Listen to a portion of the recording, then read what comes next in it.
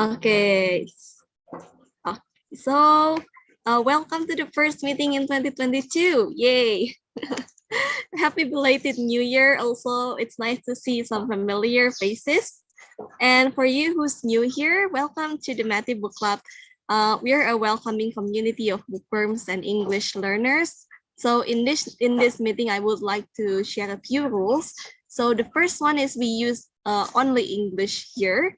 But if you don't know some English words like that, that's very okay because we appreciate everyone. So you can just ask the group. They will kindly help you. So don't be nervous. That's okay. Just be yourself and also be kind to other people, as we want the Matty Book Club to be a positive community for bookworms and English learners. And also for today, our theme is book characters who inspire change. And we have our guest host, Grace, there.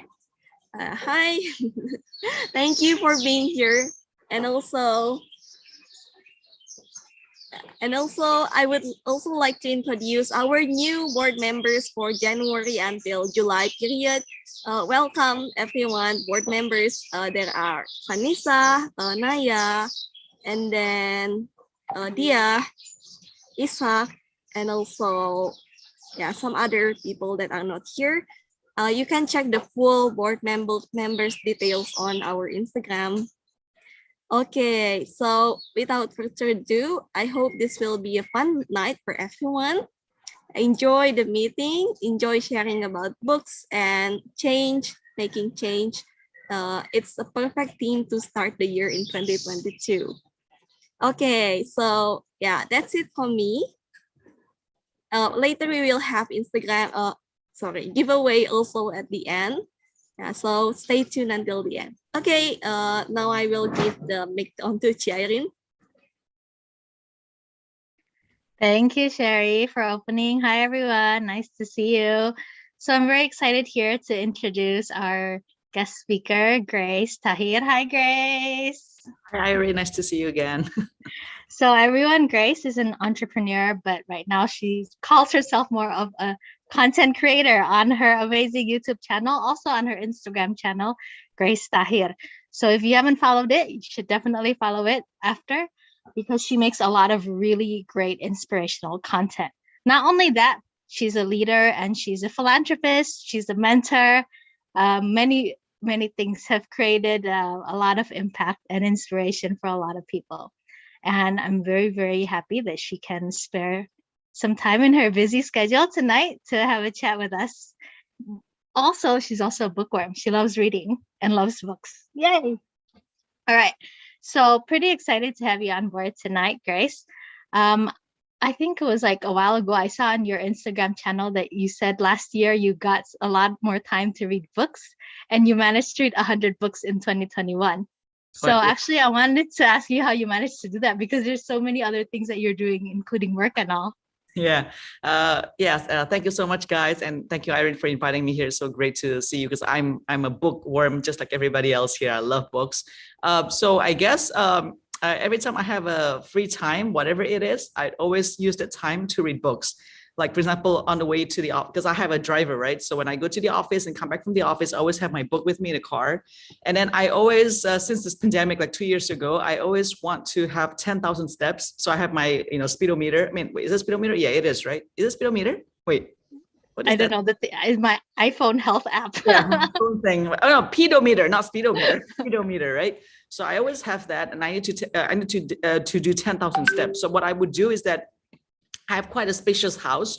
I would walk around in my house, from the kitchen, living room, the foyer, what's it called, the family room. I would just walk, and I would always bring my book reading while walking. So that really helps me. So basically a lot of things, like even when you're in the bathroom, I'm sorry, this is maybe TMI, you just use the time basically to read books. So basically anytime I have time, I would read books, and it's not a burden for me because I do love to read. Okay, so did I hear you correctly? You're reading while you're walking? Yeah. Is it like a book, physical book, or reading app on your phone? No, I never use apps, so I always have physical books with me. I love physical books. I'm old fashioned. I'm old school like that. Oh, okay. Yeah. So I don't know how you manage to do that. Do you not crash into things? No, because I'm so used to doing it already. So I know, like, like, and when you read books, you kind of, or you kind of see where the steps are as well. So I know, I kind of know the path already. It's, it's quite safe. I haven't bumped into anything, or, sometimes the dogs do get in the way, but I haven't hurt them or anything like that. Okay. In fact, there's a comment. Vanessa said, "How do you read while walking?" And that's what I asked too. And then Ashfalia said, "Oh, I used to read by walking too. My parents even called me Courtney, the character from 12 Dancing Princesses, who also read by walking." There you go. I'm quite surprised that I didn't know that people could do that. So I'm very impressed. All right.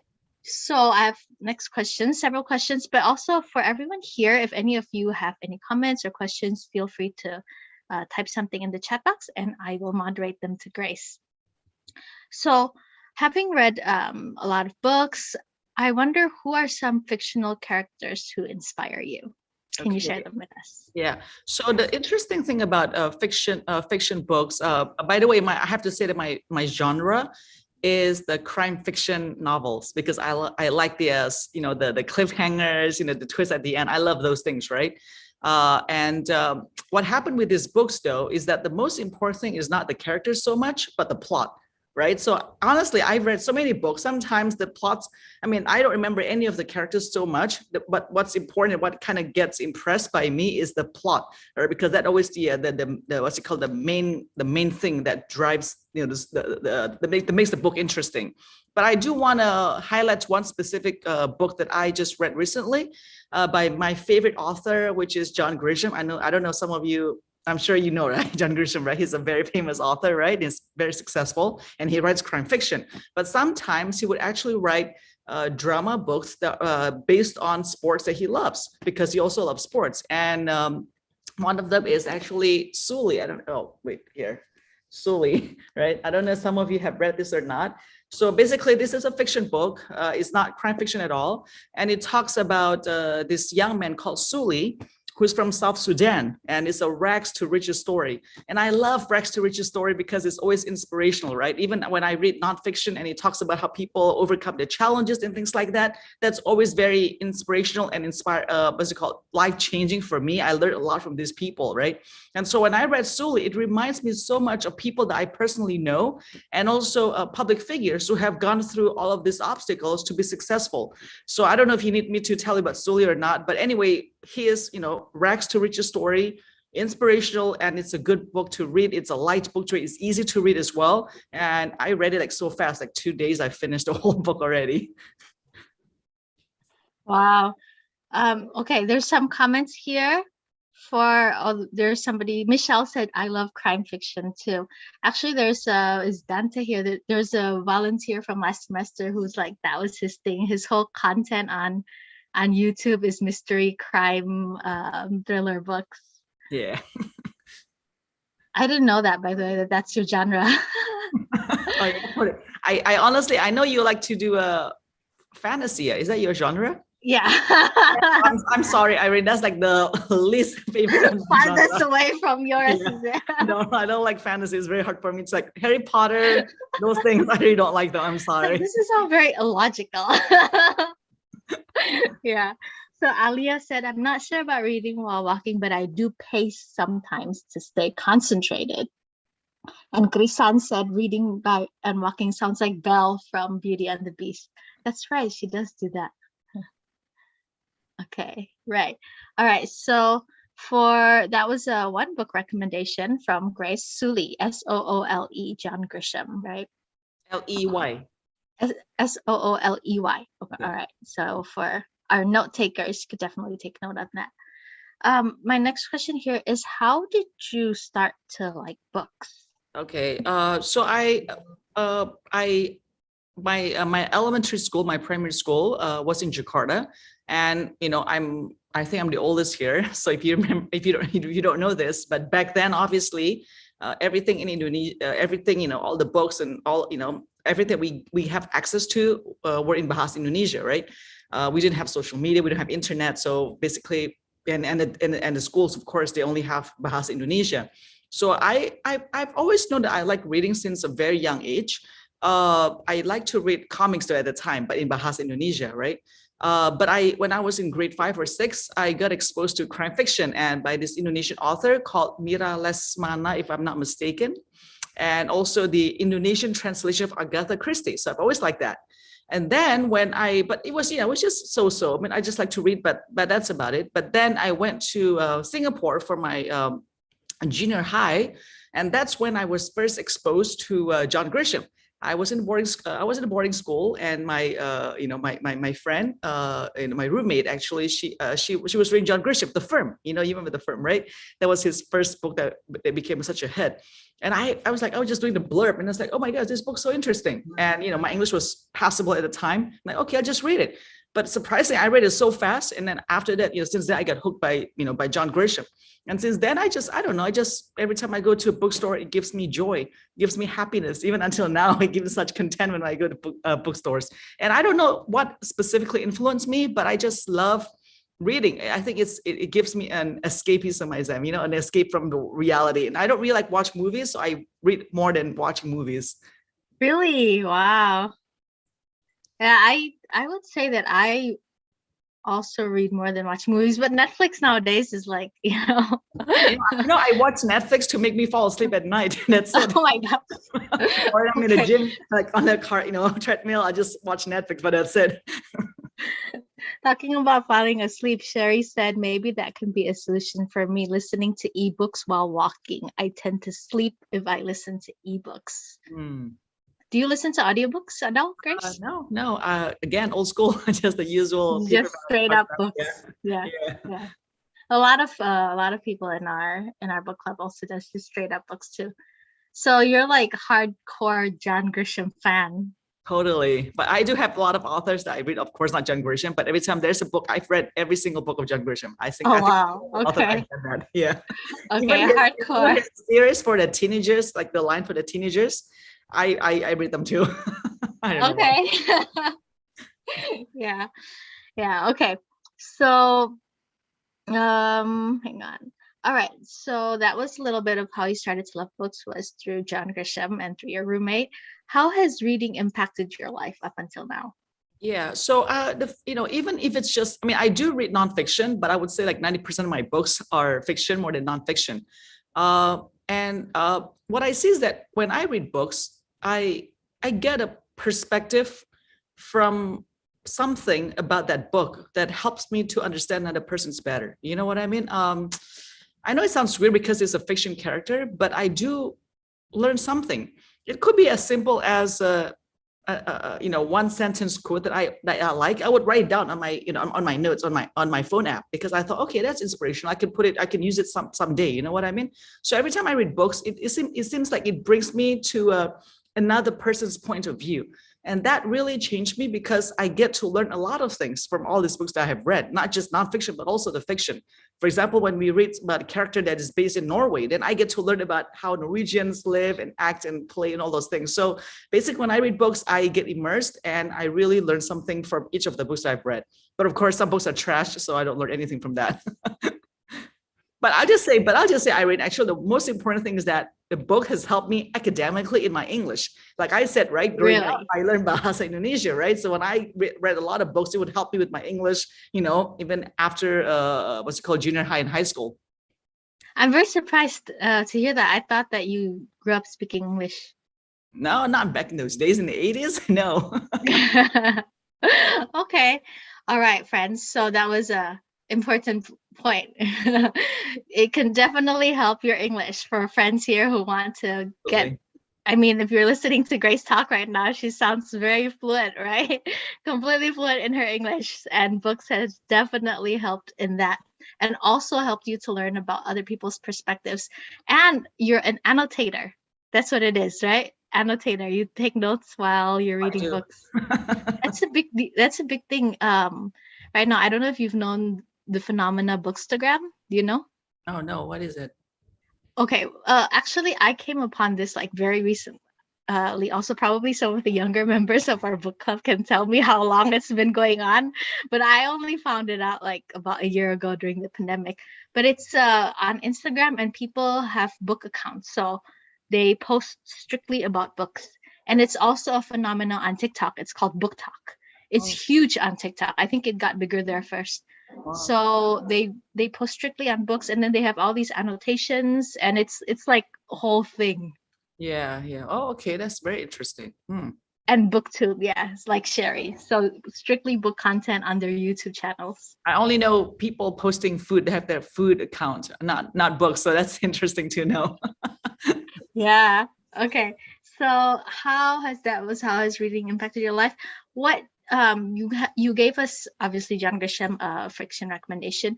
What about some non-fiction recommendations? Sure. Like I said, I love Rags to Riches story. So I know this is biased, but I do love my father's own autobiography called Living Sacrifice.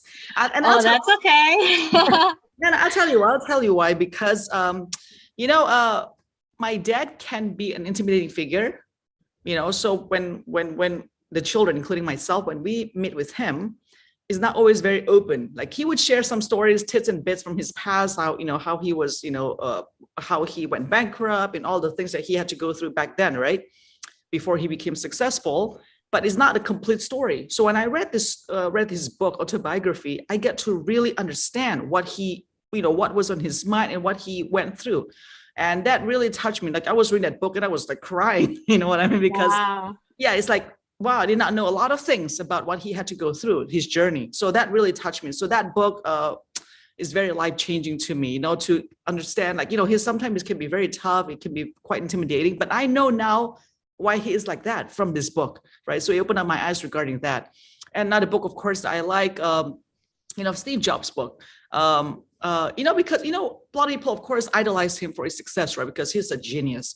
But his book was so raw that it actually portrayed him even a negative side. Like you can see from this book how he's actually a narcissistic person. He's a controlling person. He can be very manipulative as well. It's so raw that, and it's so good so that we can see, like, a man can be successful and can be great, but there's always two sides to it, and you don't have to, it doesn't mean that one person can be so perfect from that, from reading that book. Your dad's book was titled Living Sacrifice, you said? Yeah. I didn't know that he wrote that. Living Sacrifice. Right. I'll put it in the chat so if everyone asks. And then Steve Jobs. What is the title of Steve Jobs? I think it's just Steve Jobs or something. It's like, okay, I'm not surprised. Not surprised. Yeah. So Vanessa said memoir are the best to learn from. And Reynald said, oh yeah, Steve Jobs was a monster. I think Reynald showed his book there. All right there. Reynald, you have the Steve Jobs book. It's a thick book to read, by the way. Yeah, okay. All right, so just those two guys, anything else? There's some books here and there, but these two really impressed me, I think. Okay. So now we kind of go to the topic, which is more to our theme today, which is book characters to inspire change, and also that topic of change and social impact. So for that topic, I would like to ask you, how can reading actually inspire us to become a change maker in our lives? Right. So like I said just now, like when we read books, right, we have to be humble and try to get something from it, try to learn something from it, right? Like learn from, like I said, be empathic and see a person's point of view. Let's say I'm reading a book. I forgot the title, by the way, but I do read books. I think that's the one that I mentioned to you. Is it Evelyn Hugo, right? No, the one you mentioned to me was Malibu Rising. Yeah, but I said that I also read Evelyn Hugo. You finished reading that, right? Commented on yeah, it, right? yeah, Seven Husbands of Evelyn Hugo. Exactly. Yeah. So that's a good book for me, but not to Irene, I guess. I didn't like it. I like Malibu Rising a lot, though. Yeah. My point is, like in real life, I would not know anybody like Evelyn Hugo, this character, right? But then, like reading this book, I can, I can sympathize. I can see why she had to go through what she had to do, even though it seems it might not be the most popular choice to do things, right? So in that sense, it makes me to be less judgmental, I guess, when I do meet somebody like that in real life, because in real life we're so surrounded by the same people. They're very similar to us. And when somebody is so different, we're like, oh, this is bad. We don't really know what's going on with them, right? We easily judge them. So when I read all of these books of different characters, especially with all these character flaws, then I can see, the world has so many different characters and people like that, and they all have reasons behind them. And it's not for us in any way to judge them, so it makes me, like I said, to be more empathetic toward people in general. I think that for me, how it has happened. So reading helped you to be more empathetic to people. Yes. Less judgmental. Yeah. That's nice. The reason why, I can see why you say that about Evelyn Hugo. The reason why I didn't like it wasn't about the character or anything. It was more about the writing and stuff. Yeah. It was a bit like, no. Yeah, it's kind of like too forcing. But Malibu Rising, I thought that was like, I think she helped make all of those characters empathetic too. And she did in a way that was really, really beautiful. I think Krisan just finished Malibu Rising too, right? Good book too. I love that author, by the way. Yeah, Taylor Jenkins, right? Yeah, and she wrote another one, Daisy. What's it called? Daisy Jones and the Six. So yeah, that was my you read list. That too? To be honest, but that was my least favorite because the format that is written, it's like an interview kind of format, right? I haven't read Daisy Jones. Oh, okay, all right. Yeah. Okay, cool. So that's something in common because I haven't read any Jan Grisham. Okay, sorry. This is like confession time. But we have read Taylor Jenkins Wright's. Yay. Okay, great. So then that we talked a little bit about fictional characters. What about real life characters, real life people that inspire you and why they inspire you? Well, obviously, since I mentioned his books, I would say my father. But my father, my mother, my grandmother, I mean, these are all amazing people. Because, I can be comfortable today. I can be where I am today. It's truly because of their hard work. They put the work before me. They have to go through what they had to go through at the time, challenges, hardships, and all of those things. So how can I not be inspired by them? Right? They've done basically everything. They're so committed to this family. Like, how can I not be inspired by them? Right? So I'm not inspired by celebrities. I'm not inspired by even, maybe the richest person on this earth, because it's got nothing to do with me. But my parents, my grandmother, they are working hard for me, for my siblings, right? So that inspires me. And I'm sure all of you have the same situation, maybe with your parents and whatnot. Yeah. Can you share a little bit about your grandmother? Yeah. So she's, this year she's 92 years old. And up until when she was 90 years old, she would still work. Just by the way, this is my grandmother from my father's side. She was a widow since she was in her 40s. So that was quite a young age. So she had to work hard. And when her husband, my grandfather passed away, a lot of people, that when you're not rich, right? A lot of people would actually bully the widow. Oh, you owe money, you have to pay it back now, blah, blah, blah, blah. So people would come to her house and threaten her. She got hit by a rock or things like that. Yeah. So she worked hard. Now, when I was a kid, I remember, what she would do at the time back in the early 90s, she would go to Hong Kong, for example, get clothes and, fashion stuff there, bring it to Jakarta to sell it at Pasar Baru. So I remember going with her in all of the journeys. And when I was a kid at the time and I get tired, but she at that time was already older than me. And she was like, just from morning until night, didn't really eat. So I know that she really worked hard, even until up to the age of 90 years old. She was still working. She would still go to the office. So her hardship and her determination and person, like the book Soli, that's very, very, that's very touching and it's very motivational to me. And she always say, working is not hardship. Working is a privilege. And that's why I believe that, that's why I have to work. There's no such word as retirement to me. Even if I hit it big with a jackpot, I would not retire because working is not a burden. Working is a privilege. Yeah, Sherry said, yes, working is a privilege. Yeah, definitely. I have to say, I can see that how that has shaped you and the way you work, what you just said right now. So that's like living your words. Let me put it that way. So now this is a little bit about working too, I suppose, but maybe life in general. What are some good habits for us to nurture? Like maybe as working habits or maybe, just daily life, general habits. Well, a bit hard because I don't know what each of your goal is. I think that depends on each person's dynamics and goals. But for me, what works is routine. Like to have a specific routine every single day. Like for example, when I get up, I pray and I would work out, right? That's my routine. Most of the time I would hit it. Like last year, I only missed I think 12 days of workout days. The rest I would work Wow. out, right?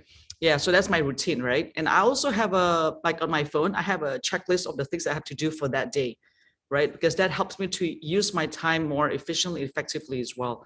But again, that's how it works for me, but I don't know what works for you guys. But I think having routine and a responsibility to check all of the things you have to do really help me set my goal for the day, because I think from the small things, it helps build up the bigger things, but if you cannot even be good in the small things, like doing the checklist, like I said just now, day by day, then how can you accomplish the big things, right? So it makes me more focused, I would say. Because the big thing is made of a million little things, right? Exactly. It's not one big thing. There is no one big thing. Exactly. Consistency, right? Yeah. Yeah. Okay, Krisan asked, I wonder if Grace is a morning person and what time do you usually wake up? Yeah, so I'm actually a person who is full of energy really, really early in the morning, and I can I can be energetic even like with less than 4 hours of sleep. Wow. Yeah, sometimes I don't know if it's age or stress or whatever, but I sometimes don't get good enough sleep at night too. But yeah, I would wake up really early, so I would say I'm a morning person. So I always like to try to set my meetings really, really early in the day. So 8 p.m. right now is like, Oh no. Okay. but you can see I'm still full of energy, right? Even at this time. You should see me at 8 o'clock in the morning. We'll be even more full of energy. 5 times this energy. And no coffee. I hate coffee. No coffee. Okay, you don't need coffee. No, I don't. Energized. Yeah. All right. Vanessa said, oh no, Miss Grace, you should read Why We Sleep by Matthew Walker. Okay. I work in healthcare, so I know reading. I know sleeping is so important. I just don't know how to sleep. But I'll read about that. I'll say something about it. Thank you. All right. Yeah. By the way, Krisan, one of our co-founders, she's a doctor. She works in a hospital in Semarang. Oh, hi, Krisan. Krisan. Krisandrika. Yeah. Hi. Hello. All right. Actually, I have so asking about your routine. I know you have 3 daughters, right? And how old is Riley, the youngest one now? Oh, the youngest actually is Haley. She's 8 years old. Oh, okay. All right. 16, 11, and 8. Okay. So I wonder how, so in addition to your work and everything, you also mother 3 kids. So how do you manage that, especially when they were younger? Yeah.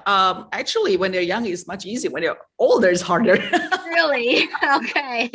Teens and all that stuff. Warning. You know what? Yeah, but I'll just tell you, I'm a very blessed and privileged person in a sense that I do have helpers in my house. So I don't want to complain saying, oh, it's a hard, blah blah blah, because without my helpers and people who are helping this household, I would be in worse condition. I probably don't have time, Airin, to do 8 p.m. Zoom, right? So I'm really blessed. I'm very privileged, and I know some people don't have that access.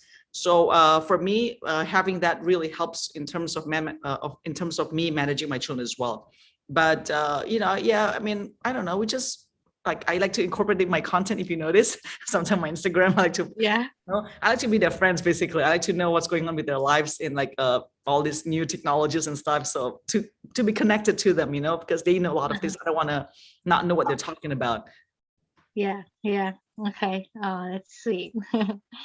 All right, some comments from Sherry. I relate to that. I think this is about sleeping. I have a hard time forming my sleep and rest time. Krisan said, I have read Matthew Walker halfway. It makes me feel so guilty whenever I don't get enough sleep. Okay. I always sleep. I cannot imagine how you do 3-4 hours of sleep. I can't even do 6 hours. 5. I cannot. Not even 6. I have to have 7 minimum. Oh, I'm envious that you can do that. Yeah. All right. So those are some of the Grace's habits, and maybe everyone has different goals in lives and has different habits that you could nurture. This is my question for you, Grace. What are some of your methods of problem solving? Okay. So I'm a person that is quite spontaneous.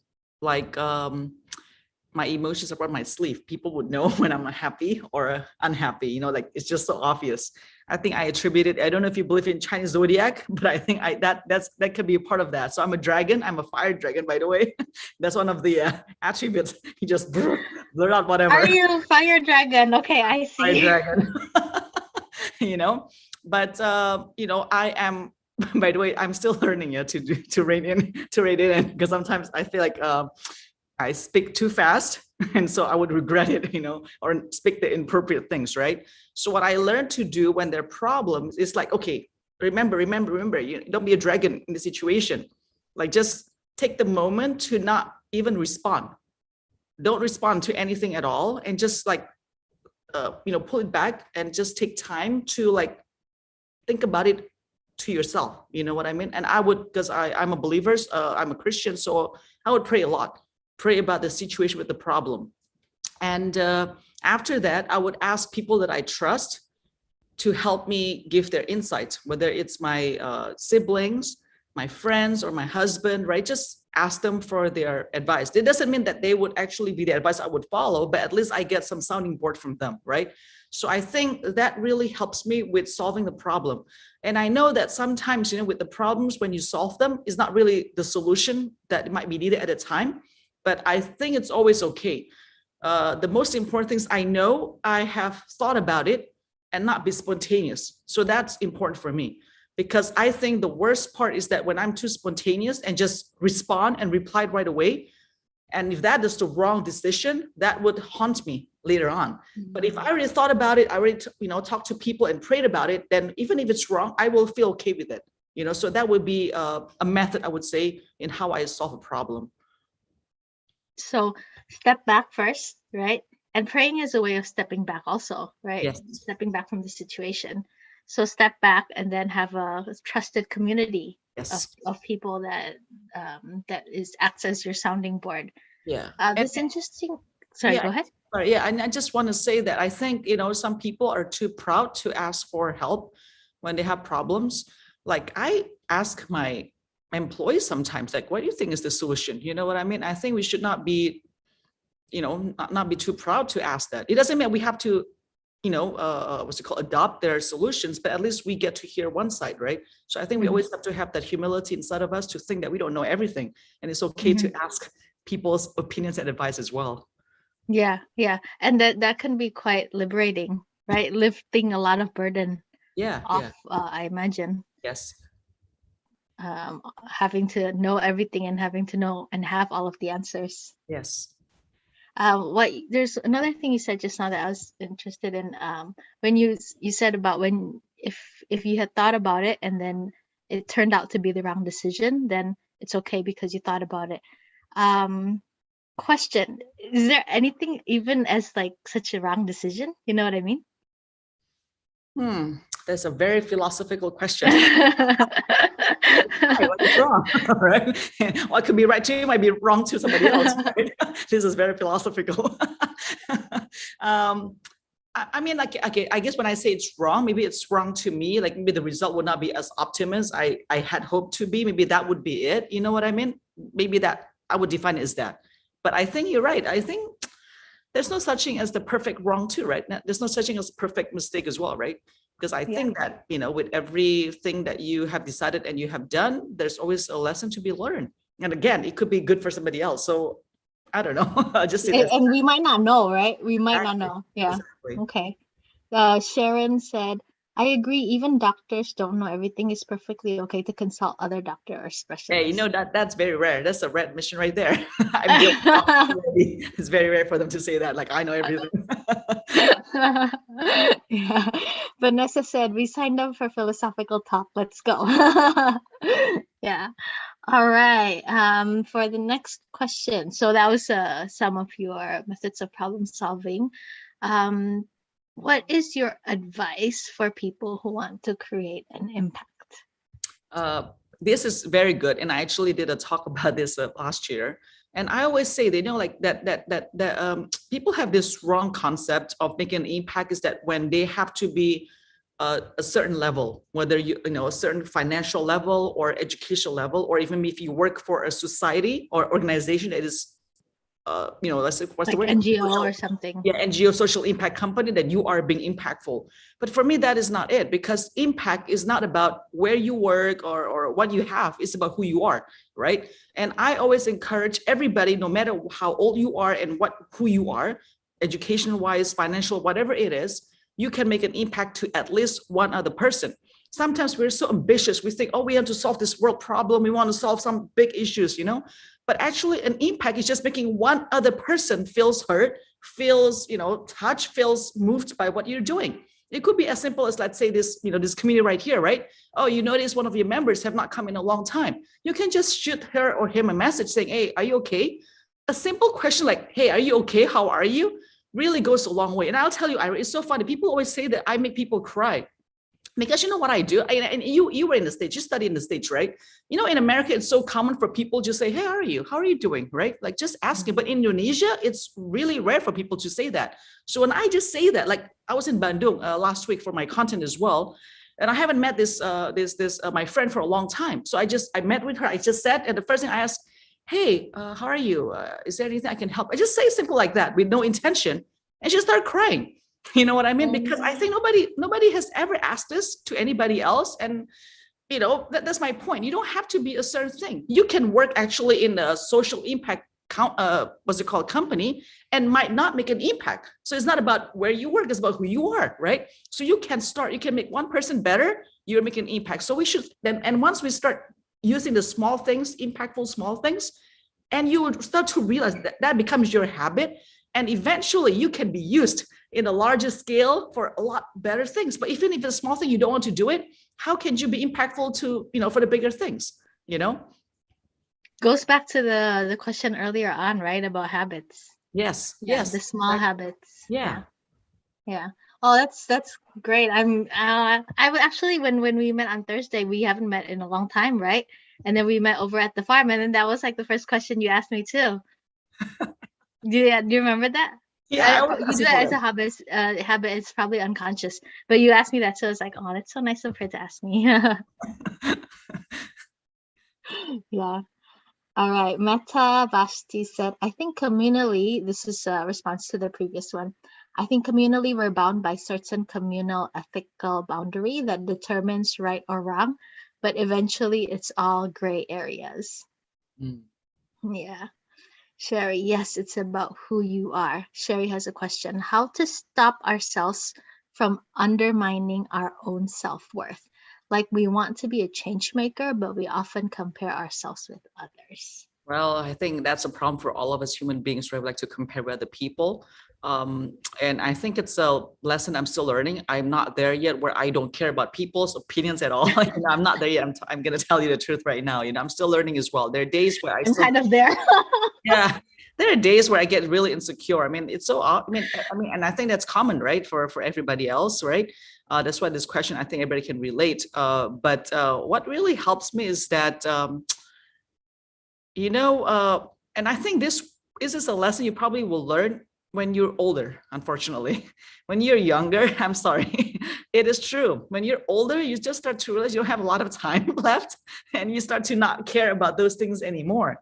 Because I noticed when you're young, like my kid, right? My eldest, you know, she's a teenager, and she cares so much about things that I know I used to care about those things too. But now I look back and like, seriously, that is so foolish for you to think about that, right? You know what I mean? So unfortunately, yeah, you need that time and experience to get to that point where enough is enough. You know, I've done good. I'm okay. I'm fine. I don't need to be compared to people this and that and this and that. And find out what is the trigger for you. If you think social media is one, then just, you know, shut it off, like go detox or whatever it is. You know what it is. Some people may be triggered all the time. You meet that person, then don't meet that person if you're not ready to be able to be mature and be able to, you know, overcome that. So that's what I do as well, you know. So that's my best advice. I know it's not the best advice, but it's my best advice based on my experience. Well, yeah, thanks for sharing that, Sherry. That was a great question. Thanks for asking that. Yeah, you know, I think I shared it to you one time in the Isolate show. The whole reason why I'm there, I'm like jumped to the point where, okay, I don't really care anymore. like, but it's because of the understanding that like, oh, we have so little time. And unfortunately it happened in my life through a tragedy, but it was like sometimes tomorrow might be our last day, and then it's like, okay, I don't want to waste my time thinking about that or spending with certain people or that kind of thing. Yeah. Vanessa said, and that one person who we have impacted positively would also impact others. And there goes the chain. Yeah, definitely, for sure. Krisan said, yes, as we get older, we learn to let go things and people that just don't belong in our lives. All right. So, wow, didn't like, nggak sadar ya, but it's already 8:40. We've been chatting for about a little bit more than half an hour. In my head, yeah. So this is actually my last question for you, and maybe other people, for all of the friends in this meeting. We're nearing our end of discussion with Grace. There's going to be a breakout room later. So if you have last questions, you should ask it now. Now is the time. So this is my last question. What's your advice for the younger generation? All right, one word, time. I always regret a lot of things about time because I was too timid to try something new. I was afraid of people's opinions on those kind of things. So I really regret. And I wish I could go back to this time, but that I cannot get that, right? So I always tell my children, especially my eldest, my teen, right? I always like, please, time is so important. Time is such an asset. And don't always think that you have so much time left. You don't know your time, right? I mean, like you said, Airin, tragedy took your husband, right? I mean, your first husband, right? And that was so sudden, right? It was just out of the blue. Nobody know, right? Nobody know our lives. And my grandma can be blessed to 92 years old, but not everybody can be blessed to that point, right? So if people just start to realize that time is so important, do it now, do it urgently, right? Redeeming the time, right? Making the right people, meeting the right people, making, producing things, being fruitful, whatever it is, then this generation will be so great, right? But the point is, young people don't realize that they think have too much time in their hands, right? But as we get older, we just realize, oh my gosh, time is always so short. This is almost the end of the month already, right? So please just use your time wisely. Think of time as an asset. It's wealth. Truly, it is wealth. Thank you, Grace. All right. So Sherry said, thank you. Such an inspirational night. Michelle said, thank you, Grace, for a very inspirational sharing time. Yes. Okay, speaking of time, here goes. If anyone wants to ask any more questions, I'm going to count. Here goes 1. Here goes. Okay, Vanessa has comment. During this pandemic, we lost control to many things, and it's so hard to plan. How do you cope with it? Oh, sorry, what's the question? In this pandemic, we lost control to many things, and it's hard to plan. So how do you cope with it? Actually, I'm kind of, in a sense, I'm quote unquote blessed by this pandemic, because that's how I started my content thing from this pandemic, because I was at home a lot, and there was like a lot less activities, obviously less meeting people, social meetings and this kind of thing. So I started, okay, what can I do during this 3-year time? And that's how I started 10,000 steps. That's how I started to read more books. This is how I started my isolate show on my Instagram. So it just started from there. So I think that, don't look at it as a negative thing, but I always believe that, if there's something that's given to us, that we have to take and accept, right? What can we do once again to make an impact? Whatever it is, right? Whatever capacity we are given. So just try to turn it into a positive thing. That's how I look at it. Yeah, everyone, you should definitely check out Grace's channel on her Instagram and Chika Chika, and also her YouTube channel. As if you like tonight, she has a lot of other really great inspirational content up there. So thank you for enlightening discussion. Sharon said, thank you for enlightening discussion. Mary said, you're inspiring. Thank you so much for sharing. Heart. Thank you so much, guys. Thank you so much, Airin. It's such an honor to be here. Yes. Can we have a picture? Yes. Let's everyone turn on your cameras. Okay, so I will take the picture, right?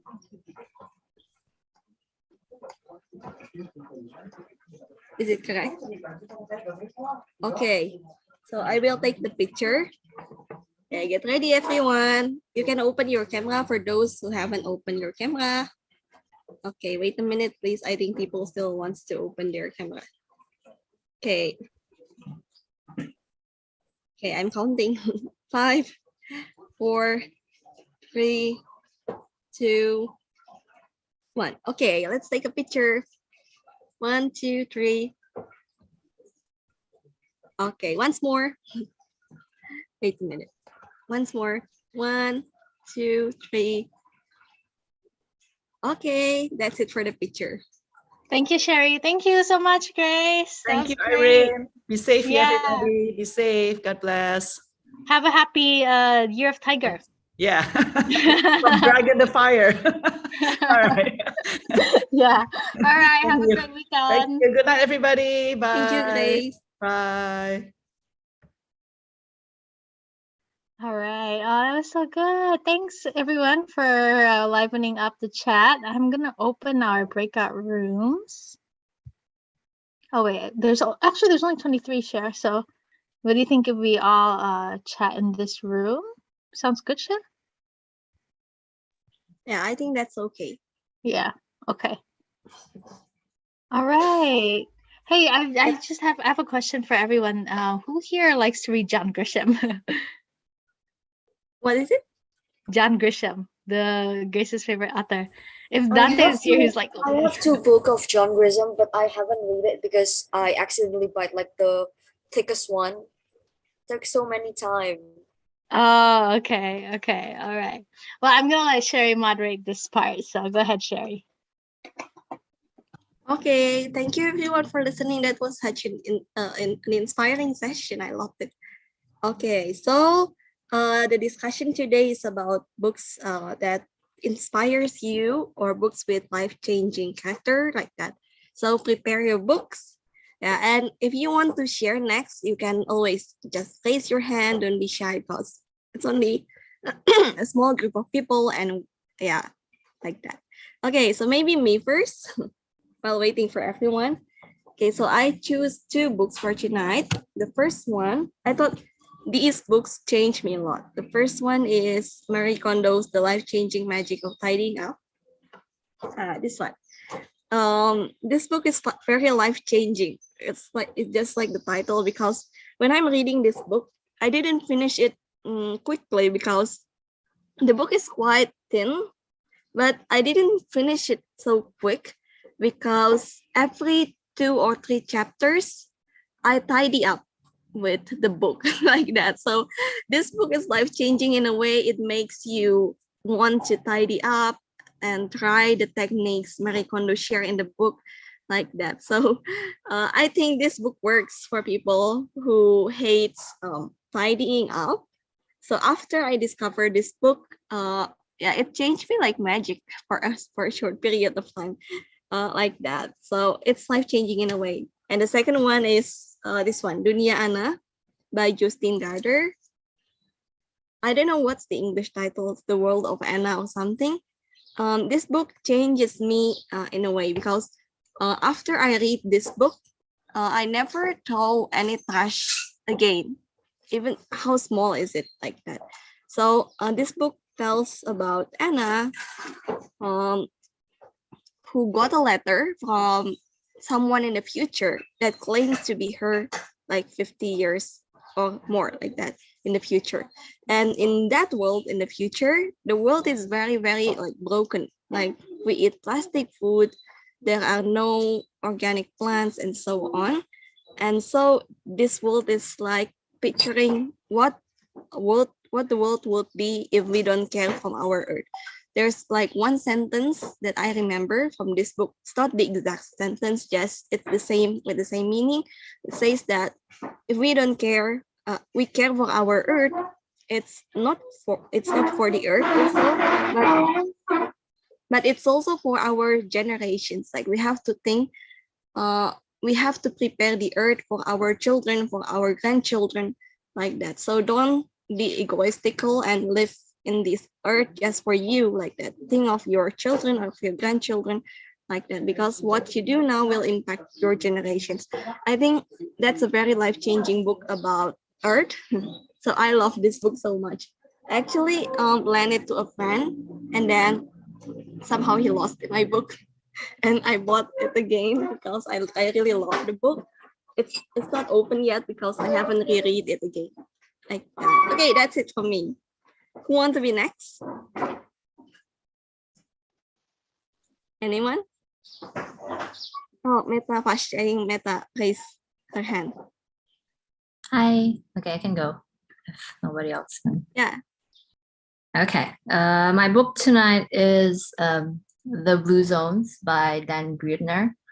I don't know if any of you have heard of blue zones, but blue zones are pretty much 5 special areas in the world where people live to over 100 years old. So Dan went to, this guy Dan who wrote it, he went to all 5 of them. So these 5 are, one is in Okinawa, Japan, one is in Nicoya, Costa Rica, one is in Loma Linda, California, there's one in Sardinia in Italy, and one of them is in Greece, I think in Icaria. So this guy went to all these places to find out why or how people could live such a long life. And I thought it was really inspiring because I feel that if you read the book, all the things that make them have long life are actually really simple. Like one of them is just like have a good community that supports you, or have a kind of faith because it keeps you having hope to live. And most of these people in these areas are very, very active. Like the elderlies in Okinawa, Japan, they have stronger bones because Japanese tend to sit on the floor. So every day, because they have to get up from the floor and standing and back down, that strengthen their bones. And because of that, they fall less and break their bones less. So just simple things like that. And I thought that's really inspiring. And one of them is like eating more vegetables in the diet, and really, really simple things. But I think these are things that we forget on our daily lives. So I really like that book, and that's my recommendation tonight. Yay, that seems like an interesting book. What was the title again? It's called The Blue Zones. Hold on. The Blue Zones. Okay. Okay. Dia said the original title is just Anna. Okay. Okay, so the next one, yeah, who's going to be next? Anyone? Or maybe from the board members? Anyone? I can go next. Okay. Sure. This is a book that is on my TBR. So I don't know if it's okay to share it or not because I actually haven't read it yet, but I am meaning to read it. But it's Love People Use Things, and it's written by these 2 guys who are they have a podcast called The Minimalists. I don't know if any of you know Joshua and Ryan. It's like they're in the States, but so they also have a book that's like sharing more about their minimalist lifestyle. But this one, yeah, they're quite famous. Yep. This Love People Use Things is their newest books, and like I said, I haven't read it, but I've seen some like teaser from their channels. Their whole thing is about like kind of like what we're talking about today a little bit, like what Meta said earlier on, like the simpler things in life, and then letting go of your baggage, minimizing, getting rid of clutter, like what Sherry was sharing with Marie Kondo. So I'm looking forward to read that. Love People Use Things instead of the other way around, you know. Okay. Have you read the Marie Kondo book, Chi? No, not yet. Not yet. Okay, I think you should read that because it's very different from the minimalistic. It's really So Marie Kondo's theory is just keep what you love and dispose the rest like that. So it's not about being minimalistic, but keeping and surrounding with what you love like that. I think that's also an interesting book. Okay, who want to be next? Anyone? Okay, Chika. Chika is one of our board members also. You're still on mute, Chika. Oh, I'm sorry. Hi, everyone. I want to share about this book. It's quite a popular book, I guess. It's Inferno by Dan Brown. I once read it in high school, and since then, I learned something. I think it's quite big part in my life. So after I read this book, I learned that everything has the gray line. Not everything that looks good is actually good, and not everything that looks bad is actually bad. So there's gray line between them, and I think it makes me like Grace said, it teach me how to not be judgmental about things and always learn or always see from two sides. I guess this book change my life in some ways. That's all. Thank you. Okay, that's a great book. Actually, I have a question because I haven't read any Inferno book. So, yeah, what's the difference between Dante's Alighieri's Inferno and Dan Brown's Inferno? Like, can someone tell me? I think this book is actually inspired by Dante's Alighieri works, Inferno. So, yeah, I think it's different, but it's inspired by Dante's. Or maybe Okay, someone can help me to answer this. in the chat, they said in Dante Inferno is really hell. In Dan Brown Inferno is the name of the fire of fire. Because Reynolds say one's about hell, the other has Tom Hanks. Okay, okay, I see. Okay, I think I haven't watched or read those movies or books, so I don't know. Okay, who's going to be next? Okay. Okay, Leon. Hello, everyone. Hi. Okay, so the book that I'm going to be talking tonight, it's I Am Malala. So probably everyone here know who Malala is. So I chose this book because this is my second book this year, and I think it's very